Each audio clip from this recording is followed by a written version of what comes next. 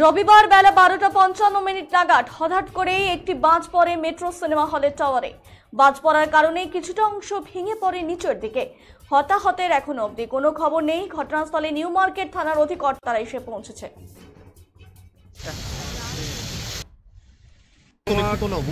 আমি গাড়ি চালাই, গাড়িটা আমি যখন খেয়ে আসছি এখানে তখন খুব জোরে একটা আওয়াজ হয়। হ্যাঁ, আওয়াজ হওয়ার পর আমি ওখানেই দাঁড়িয়ে যাই। তখন দেখছি যত সব লোকজন সব পালাচ্ছে। হ্যাঁ, আমি বুঝতে পেরেছি যে উপর থেকে বাজ পড়েছে, কিন্তু বাজটা এই হলের উপরেই পড়েছে এটা আমি জানতাম না। কিন্তু এখানে এইদিকে এসে আমি দেখছি যে পুরো ক্র্যাক হয়ে গেছে। তারপর আমি গাড়ির সামনে এসে দেখি গাড়ি পুরো ওই মানে যেটা ফেটেছে ওটা পুরো পাথর পাথর আমার গাড়ির উপরে এসে পড়েছে। আচ্ছা, কোনো লোক না না কোনো লোক ইনজর্ড হয়নি। আপনার নাম ইনজর্ড হয়নি। এটা কটার সময় হয়েছে? বিনোদ প্রসাদ। কটার সময় হয়েছে?